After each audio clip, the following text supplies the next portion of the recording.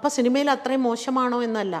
സിനിമയിൽ ഒരു സിനിമയുടെ ഷൂട്ടിംഗ് നടക്കുക എന്ന് പറയുമ്പോൾ സാധാരണ നമ്മളിപ്പോൾ സർക്കാർ സ്ഥാപനം എന്നൊക്കെ പറയുമ്പോൾ അവിടെ രാവിലെ വരുന്നു, വൈകുന്നേരം തിരിച്ച് വീട്ടിൽ പോകാം. അത് ഹോസ്പിറ്റലാണെങ്കിലും മറ്റേത് തൊഴിലിടും. പക്ഷേ സിനിമയിൽ അങ്ങനെയല്ല. സിനിമയിൽ ഒരു പടം ചിലപ്പോൾ 40-45 ദിവസം ഇവർ ഒന്നിച്ചാണ് അഭിനയിക്കുന്നതും ഇടപഴകുന്നതും എല്ലാം ഒന്നിച്ചാണ്. അപ്പോൾ സ്വാഭാവികമായും അവിടെ കുറേ കൂടെ ഫ്രീഡം അധികമാണ്. അങ്ങനെയുള്ളൊരു രംഗമാണല്ലോ ഇത്. അപ്പോൾ അതുകൊണ്ട് തന്നെ ഒരു സംശയ കണ്ണോ അല്ലെങ്കിൽ മറ്റുള്ളവർക്ക് ചൂഷണം ചെയ്യാൻ കുറച്ചുകൂടി ഒരു വലിയ പ്ലാറ്റ്ഫോമോ തുറന്നു കൊടുക്കുന്നുണ്ടാകാം. അവിടെ നിന്നൊക്കെ നമുക്ക് വളരെ ഈസി ആയിട്ട്, ഞാൻ വീണ്ടും വീണ്ടും പറയുകയാണ്, വളരെ ഈസി ആയിട്ട് തന്ത്രപൂർവ്വം ബുദ്ധിപൂർവ്വം അവിടുന്ന് രക്ഷപ്പെടാൻ സാധിക്കും. നമുക്കൊന്നും നഷ്ടപ്പെടില്ല. ഒന്നും നഷ്ടപ്പെടില്ല എന്ന് വെച്ചാൽ എന്താണ്, ലോകത്തെ ഒരു മനുഷ്യന് കിട്ടുന്ന ഏറ്റവും വലിയ ഭാഗ്യമാണോ ഒരു സിനിമയിൽ അവസരം കിട്ടുക എന്നാണ്? വേറെ എന്തെങ്കിലും ജോലി ചെയ്ത് ജീവിക്കണം, വേറെ ജോലി ചെയ്യണം. കൈയും കാലും നല്ല സ്വാധീനമുണ്ടെങ്കിൽ ഞാൻ എന്ത് ജോലി ചെയ്തും ജീവിച്ചോളാം, എനിക്ക് ഇങ്ങനെയുള്ള എന്ന് തീരുമാനിക്കാനുള്ള സ്വാതന്ത്ര്യമുണ്ട്. അത് തീരുമാനിക്കണം. ചില കുട്ടികൾ ഭയങ്കര പാഷനായിട്ട് ഇതിലേക്ക് വരും. അവർക്ക് ഇതല്ലാതെ വേറൊന്നും ചെയ്യാൻ അറിയില്ല എന്നാണ് അവർ സ്വയം വിചാരിച്ചുകൊണ്ടിരിക്കുന്നത്. ഞാനിവിടെ നമ്മൾ ജനിക്കുമ്പോൾ നമ്മൾ പിന്നെ നടനാവും നടിയാവും എന്നും പറഞ്ഞുകൊണ്ടാണോ ജനിക്കുന്നത്? അല്ലല്ലോ. അത് പിന്നീട് നമുക്ക് അതിലേക്ക് ഒരു അട്രാക്ഷൻ വരുന്നു. റിയൽ സിനിമയോട് സത്യസന്ധമായ പാഷൻ ഉണ്ടെങ്കിൽ ആർക്കും നമ്മളെ ചൂഷണം ചെയ്യാൻ പറ്റില്ല. ആർക്കും നമ്മളെ ചൂഷണം ചെയ്യാൻ പറ്റില്ല. നമുക്ക് ഫേമസ് ആണ് നമ്മുടെ ലക്ഷ്യമെങ്കിൽ, സാമ്പത്തികമാണ് നമ്മുടെ ലക്ഷ്യമെങ്കിൽ, എല്ലാവർക്കും നമ്മളെ എളുപ്പം ചൂഷണം ചെയ്യാം. അതാണ് ചേച്ചി കലയെ യഥാർത്ഥ കല നമുക്കുണ്ടാവണം, കഴിവുണ്ടാവണം എന്ന് പറയുന്നതിന് അർത്ഥം. Okay, clear. അടുത്ത ചോദ്യം. മലയാള സിനിമയെ ഭരിക്കുന്ന ഒരു പവർ ഗ്രൂപ്പ് ശരിക്കും അതൊരു മിഥ്യയാണോ? അങ്ങനെ ഒരു സംഭവം ഉണ്ടോ? ഉണ്ട്. അതില്ല എന്ന് ഞാൻ പറയുമൊന്നുമില്ല. അതൊക്കെ ഉണ്ട്. അതിൽ പെണ്ണുങ്ങളും ഉണ്ട്, ആണുങ്ങൾ മാത്രമല്ല. നമ്മൾ ആ പട്ടം ആണുങ്ങൾക്ക് മാത്രം ചാർത്തി കൊടുക്കേണ്ട ആവശ്യമില്ല, സ്ത്രീകളും ഉണ്ട്.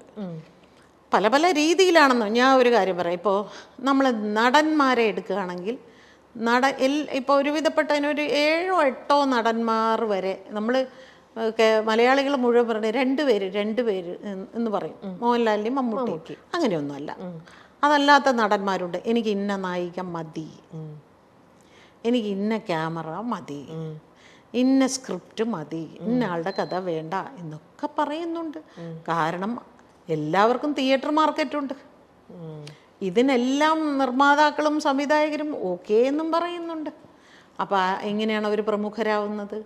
ആർക്കൊക്കെ ഇതിൽ കൈയുണ്ടെന്നൊന്ന് ആലോചിച്ച് നോക്കൂ. തിയേറ്ററുകാർക്കുണ്ട്, ചാനൽ OTT പ്ലാറ്റ്ഫോമിനുണ്ട്, പിന്നെ പ്രൊഡ്യൂസേഴ്സിനുണ്ട്, ഡയറക്ടേഴ്സിനുണ്ട്. എല്ലാവരും കൂടിയാണ് അവരെ പ്രമുഖരാക്കുന്നത്. അയ്യോ, അങ്ങേരില്ലാതെ പറ്റില്ല. അപ്പം അങ്ങനെ ഒട്ടുമിക്ക നടന്മാർക്കും അങ്ങനെ സജഷൻസ് ഉണ്ട്. പക്ഷേ ഒരിക്കലും ഒരു നടിക്ക് എനിക്ക് ഇന്ന നായകൻ വേണം എന്ന് പറയാനുള്ളൊരു പവർ ഇവിടെ ഇല്ല. പക്ഷേ പിന്നെ എങ്ങനെ ഇതിൽ സ്ത്രീകൾ പ്രമുഖരാകുന്നത് എന്ന് ചോദിക്കും. അതെങ്ങനെയാണെന്ന് വെച്ചാൽ ചില നടിമാർ പറയും എനിക്ക് ഇന്ന മേക്കപ്പ് മാൻ മതി, അല്ലെങ്കിൽ ഇന്ന മേക്കപ്പ് ആർട്ടിസ്റ്റ്, അത് മെയിൽ ഓർ ഫീമെയിൽ, അല്ലെങ്കിൽ ഇന്ന ഹെയർ ഡ്രസ്സർ മതി. അപ്പോൾ പ്രൊഡ്യൂസർക്ക് ഇഷ്ടമുള്ള അല്ലെങ്കിൽ കമ്പനിക്ക് ഇഷ്ടമുള്ള ഒരു ഹെയർ ഡ്രസ്സറെയോ ഒരു മേക്കപ്പ് മാനെയോ അവർക്ക് വെക്കാൻ പറ്റില്ല. അങ്ങനെ നോക്കുകയാണെങ്കിൽ എല്ലാവരും പ്രമുഖരാണ്. എല്ലാവരും അവരവർക്ക് ആവശ്യമുള്ള ആളുകളെയാണ് അവർ ചൂസ് ചെയ്തുകൊണ്ടിരിക്കുന്നത്. എനിക്ക് ഇന്ന കോസ്റ്റ്യൂമർ മതി, അവരാണ് എനിക്ക് കറക്റ്റായിട്ട് കോസ്റ്റ്യൂം ഡിസൈൻ ചെയ്ത് തരുന്നത്. ഈ ഇന്ന ഹെയർ ഡ്രസ്സർ, അവർ മനോഹരമായിട്ട് എനിക്ക് ഹെയർ സ്റ്റൈൽ ചെയ്ത്, ഇവരെല്ലാവരും. അപ്പോൾ അങ്ങനെ ഒരു ആർട്ടിസ്റ്റ് ഒരു ഹെയർ സ്റ്റൈലിസ്റ്റിനെ കാസ്റ്റ് ചെയ്യുമ്പോൾ ചൂസ് ചെയ്യുമ്പോൾ അവരഭിനയിക്കുന്ന സിനിമകളിലെല്ലാം അവരായിരിക്കും. അപ്പം മറ്റവർക്ക് പണിയുണ്ടാവില്ല. അതൊക്കെ പ്രമുഖർ തന്നെയാണ്. ഇപ്പം ഞങ്ങളുടെ ഡബ്ബിങ്ങിൻ്റെ ഞാൻ പറയാം, നായിക ശബ്ദം മറ്റുള്ളതിലൊന്നും ഇവരാരും ഇടപെടില്ല. അതായത് നടന്മാർ അവർ പറയാറുണ്ട് അവരുടെ ശബ്ദം വേണ്ട, നായികമാരുടെ വേണ്ടി പറയും. ആ നായിക പോലും ചിലപ്പോൾ അങ്ങനെ പറയാറില്ല, പക്ഷെ നടന്മാർ പറയും. അത് പ്രത്യേകിച്ച് മലയാള സിനിമയിൽ ഏറ്റവും വലിയൊരു നടൻ തന്നെ എൻ്റെ ഒരുപാട് സിനിമകൾക്ക് അദ്ദേഹം പറഞ്ഞിട്ടുണ്ട് അവർ വേണ്ട, നമുക്ക് മറ്റവരെ അവർ വേണ്ട ഒരുപാട് സിനിമകൾക്ക് പറഞ്ഞിട്ടുണ്ട്. എനിക്ക് ഞാൻ പിന്നെ അതൊരു വലിയ വിഷയമാക്കാതെ ഓക്കെ അതിനെന്താ എന്ന് പറഞ്ഞ് ഞാനിവിടെ വേറെ പടം ചെയ്യാതിരിക്കുന്നുണ്ടോ, ഞാൻ വേറെ സിനിമകൾ ചെയ്യുന്നുണ്ട്, അങ്ങനെ തന്നെ ആയിക്കോട്ടെ. അതൊക്കെ നമ്മൾ ഈസി ആയിട്ട് ഇതിൻ്റെ ഒരു ഭാഗമായിട്ട് എടുക്കുക, അത്രയേ ഉള്ളൂ. അതിനൊന്നും നമ്മൾ കൊടി ഉയർത്തി ഇതിൻ്റെ പിന്നാലെ ഒന്നും പോയിട്ടൊന്നും ഒരു കാര്യമില്ല. ആ നായികയ്ക്ക് വേണ്ടിയിട്ടാണ് ചേച്ചി ഇവിടെ ശബ്ദം കൊടുക്കുന്നത്. നായികയ്ക്ക് അവിടെ ഒരു വോയിസും ഇല്ല. ആ സിനിമയിലെ നായകനാണ് തീരുമാനിക്കുന്നത് ആരാർക്ക് എന്ത് ശബ്ദം കൊടുക്കണം എന്നുള്ളത്. അപ്പൊ അതൊരു പവർ ഗ്രൂപ്പിന്റെ ഓരോ ഇതെന്ന് പറയുന്നത് തന്നെ പവർ ഗ്രൂപ്പ് ഒക്കെ ഉണ്ട്. അതില്ല എന്ന് പറഞ്ഞാൽ ഞാൻ സമ്മതിക്കില്ല. ഓക്കെ, പവർ ഗ്രൂപ്പിൽ സ്ത്രീകളുടെ റോള് താരതമ്യേന കുറവാണ് എന്നുള്ളതേ ഉള്ളൂ. കയറി നിൽക്കുന്ന തീർച്ചയായിട്ടും പുരുഷന്മാർ തന്നെയാണ്. ഈ സ്ത്രീകളാണെങ്കിൽ പോലും, സ്ത്രീകൾക്ക് ഇപ്പൊ ചേച്ചി പറഞ്ഞു പുരുഷന്മാരെ നായകനെ ഡിസൈഡ് ചെയ്യാനുള്ള ഒരു പവർ അവർക്ക് അല്ലെങ്കിൽ ഒരു വോയിസ് ഉണ്ടാവില്ല. എന്നിരുന്നാൽ കൂടെ അവരുടെ കൂടെ അഭിനയിക്കുന്ന ബാക്കി കോ ആർട്ടിസ്റ്റുകൾ അവരാരൊക്കെ വേണം, അല്ലെങ്കിൽ എനിക്കിപ്പം ഒരാളുമായിട്ട് എനിക്ക് വലിയ താല്പര്യമില്ല, അപ്പം എൻ്റെ സിനിമയിൽ അവരാണ് എൻ്റെ സിസ്റ്ററായിട്ടോ എൻ്റെ ഫ്രണ്ടായിട്ടോ വരുന്നതെങ്കിൽ അങ്ങനെയും അവരവിടെ ചെയ്യിക്കാറുണ്ടാവും അല്ലേ? ഞാൻ വരണമെന്നുണ്ടെങ്കിൽ ആ കുട്ടീനെ ആ സിനിമയിൽ വെക്കാൻ പാടില്ല അല്ലേ? നമുക്കറിയാം പണ്ടൊക്കെ നമ്മൾ പ്രേം നസീർ സാറിൻ്റെ കാലത്തൊക്കെ നസീർ സാറ് ഷൂട്ടിംഗ് സെറ്റിൽ പോയിരിക്കുമ്പോഴാണ് ഓരോ ആർട്ടിസ്റ്റിന് ഇതിലേത് കഥാപാത്രമാണ് ചെയ്യുന്നത് എന്ന് സാറ് ചോദിക്കുമ്പോഴാണ് സാറിന് അറിയുന്നത് സാറിൻ്റെ അനിയത്തിയായിട്ട് അവരാണെന്ന്. ഇന്നങ്ങനെയല്ല. ഇന്ന് ഇവർ പറയും എൻ്റെ അനിയത്തി ആരാകണം, എൻ്റെ ചേച്ചി ആരാകണം, എൻ്റെ അമ്മ ആരാകണം, എൻ്റെ കാമുകി ആരാകണം, ഇതെല്ലാം അവർ പറയുന്നതനുസരിച്ച് തന്നെയാണ് പോകുന്നത്. പക്ഷെ അതൊന്നും ഒരു നിയമം കൊണ്ടൊന്നും അതൊന്നും മാറ്റാനൊന്നും പറ്റില്ല. പക്ഷെ അത് മലയാളത്തിൽ മാത്രമല്ലല്ലോ ഇപ്പൊ ഉള്ളത്, ഇവിടെ കുറവാ അല്ലേ? പുറത്തേക്കൊക്കെ ഇവിടെ കുറവാണ്. അവിടെ ഏത് തിയേറ്റർ റിലീസ് ചെയ്യണമെന്ന് വരെ അവർ തീരുമാനിക്കും. ഏത് പിന്നെ സെന്ററിലേക്ക് ഇത് പോകണം, എവിടെയൊക്കെ പോകണം, ഇത് എങ്ങനെ റിലീസ് ചെയ്യണം, എന്ന് റിലീസ് ചെയ്യണം എന്ന് വരെ അവർ പറയും. ഇവിടെ പക്ഷെ അത്രയായിട്ടില്ല. നമ്മുടെ പവർ ഗ്രൂപ്പ് ഇനിയും അവരുടെ ലെവലിൽ വളരേണ്ടിയിരിക്കുന്നു. ഓക്കെ, സിനിമാ മേഖലയിൽ നടക്കുന്ന പ്രശ്നങ്ങൾ പുറത്തു വരുന്നത് മറ്റു മേഖലകളിലും നവീകരണത്തിന് വഴിതെളിക്കുമോ? സിനിമയിൽ വരുന്നത് മറ്റു മേഖലകളിൽ നമ്മുടെ ഇപ്പം നടന്നുകൊണ്ടിരിക്കുന്ന സംഭവം സിനിമയിൽ മാത്രമുള്ളതല്ലല്ലോ. ഈ സംഭവങ്ങളൊക്കെ വേറെ ഏത് ഇൻഡസ്ട്രിയിലും വേറെ എല്ലാ മേഖലകളിലും ഉള്ളതാണ്. അല്ല, ഇതുപോലെ ഒരു കമ്മിറ്റി എല്ലാ മേഖലയിലും വരണം എന്ന് എനിക്കൊരാഗ്രഹമുണ്ട്. രാഷ്ട്രീയത്തിൽ ഒരു കമ്മിറ്റി കൊണ്ടുവരണം. എത്രമാത്രം ഇത്തരത്തിലുള്ള പ്രശ്നങ്ങൾ അവിടുത്തെ സ്ത്രീകൾ അനുഭവിക്കുന്നുണ്ട് പറയണം. അതുപോലെ ആശുപത്രികളിൽ, ജോലി സ്ഥലങ്ങളിൽ, പിന്നെ ഈ പറയുന്ന സർക്കാർ, ഇവിടെയൊക്കെ ഇതുപോലെ ഓരോ കമ്മിറ്റി വെക്കട്ടെ. അപ്പോൾ അറിയാം. ഇപ്പോൾ സിനിമയാണല്ലോ ഏറ്റവും അധികം ചെളിവാരി എറിഞ്ഞുകൊണ്ടിരിക്കുന്നത്. ഇനി മീഡിയയ്ക്കുള്ളിലും വരണം. സ്ത്രീകൾ പ്രതികരിക്കാൻ മടിക്കുന്നത് ഭീഷണിയെയും വെല്ലുവിളികളെയും പേടിച്ചാണെന്ന് കരുതുന്നുണ്ടോ? ഭീഷണി ഉണ്ടാവും, ഡെഫിനറ്റ്ലി ഉണ്ടാവും അല്ലേ? അതുകൊണ്ട് തന്നെ ഞാൻ നേരത്തെ പറഞ്ഞ കാര്യത്തിലും ഉണ്ട്.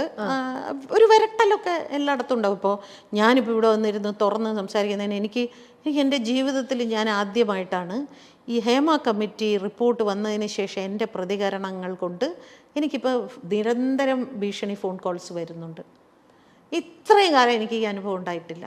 പക്ഷേ ഇപ്പോൾ അത് IT സെല്ലിലേക്ക് അങ്ങോട്ട് കൊടുക്കുമ്പോൾ ഇവർ നോക്കിയിട്ട് വരണം, ആന്ധ്രാപ്രദേശിൽ നിന്ന് വരുന്നു, മഹാരാഷ്ട്രയിൽ നിന്ന് വരുന്നു.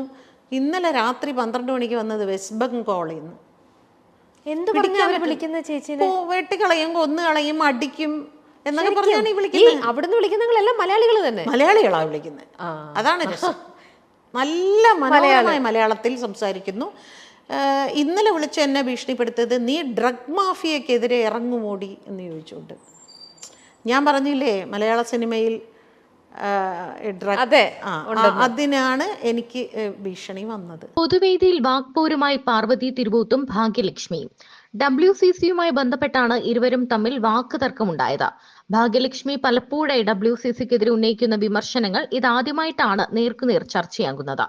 അത്യന്തം നാടകീയമായിരുന്നു ഇരുവരുടെയും ചോദ്യങ്ങളും ഉത്തരങ്ങളും. കേരള ലിറ്ററേച്ചർ ഫെസ്റ്റിവൽ വേദിയിൽ സ്ത്രീയും സിനിമയും എന്ന വിഷയത്തെ ആസ്പദമാക്കിയുള്ള ചർച്ചയ്ക്കിടയിലായിരുന്നു സംഭവം. സിനിമാ ലോകത്ത് സ്ത്രീകൾ അനുഭവിക്കുന്നതും നേരിട്ടതുമായ വിഷയങ്ങളും ഹേമ കമ്മിറ്റി റിപ്പോർട്ടും പരാമർശിച്ച് സംസാരിച്ച പാർവതി WCC സിനിമയിലെ സ്ത്രീകൾക്കായി തുറന്നു വയ്ക്കുന്ന ഇടത്തെപ്പറ്റി സംസാരിച്ചു. നമുക്ക് എന്തും തുറന്നു പറയാനുള്ള ഒരു ഇടമുണ്ട്, അവിടെ ആർക്കും വന്ന് പറയാനുള്ളത് പറയാം, വിമർശിക്കാനുള്ളവർക്കും അവിടേക്ക് വരാമെന്ന് പാർവതി പറഞ്ഞു. ഇതിനു മറുപടിയായിട്ടാണ് കാണികൾക്കിടയിൽ നിന്ന് ഭാഗ്യലക്ഷ്മി സംസാരിച്ചു തുടങ്ങിയത്. WCCയോടുള്ള നിർദ്ദേശം എന്ന മട്ടിലാണ് ഭാഗ്യലക്ഷ്മി സംസാരിച്ചു തുടങ്ങിയത്. ഈ ഓർഗനൈസേഷൻ കുറച്ചുകൂടി ആളുകൾക്ക് സംരക്ഷണം കൊടുക്കുന്ന രീതിയിലാകണം. ഇരുന്ന് സംസാരിക്കാനും അവരോടൊപ്പം കുറച്ചു സമയം ചെലവഴിക്കാനുമുള്ള ഒരു സ്പേസ് നൽകാനുള്ള ഒരു ശ്രമം WCC നടത്തിയാൽ നല്ലതാണെന്ന് എനിക്ക് തോന്നുന്നു. കുറെ കൂടി ആളുകൾ നിങ്ങളിലേക്ക് വരാൻ ശ്രമിക്കും. ഞങ്ങൾ എങ്ങനെയാ മാഡം അവരുടെ അടുത്തേക്ക് പോകേണ്ടത് എന്ന് എന്നോട് സ്ത്രീകൾ ചോദിക്കാറുണ്ട്. ഡബ്ബിംഗ് ആർട്ടിസ്റ്റുകളല്ല, അവർക്ക് പരാതിയില്ല എന്ന് തന്നെ വെച്ചോളൂ. ചോദിക്കുന്നത് മറ്റൊരുപാട് ആർട്ടിസ്റ്റുകൾ, ടെക്നീഷ്യൻസ് ആയിട്ടുള്ള സ്ത്രീകൾ, അങ്ങനെ പലരും. ഞങ്ങൾ എങ്ങനെയാ മാഡം അങ്ങോട്ട് പോകേണ്ടത്, ആരുടെ അടുത്തേക്കാണ് പോകേണ്ടത് എന്ന് ചോദിക്കുന്ന ഒരു ചോദ്യം ഇവിടെ നിൽക്കുന്നുണ്ട്. അപ്പോൾ അതുകൂടി ഒന്ന് നിങ്ങൾ പരിഗണിക്കണം എന്നുകൂടിയാണ് എനിക്ക് ഇത്രയും ആളുകളുടെ മുന്നിൽ വെച്ച് നിങ്ങളോട് പറയാനുള്ളത്. ഞാൻ ഇവിടെ വെറുതെ ഇരുന്ന് കേട്ടിട്ട് പോകാം എന്ന് കരുതി തന്നെയാണ് വന്നത്. പക്ഷേ എനിക്ക് അങ്ങനെയല്ല തോന്നിയത്. എന്റെ ഭാഗത്ത് നിന്നുള്ള ഒരു സജഷൻ ഉണ്ടാകണം എന്ന് ഭാഗ്യലക്ഷ്മി പറഞ്ഞു.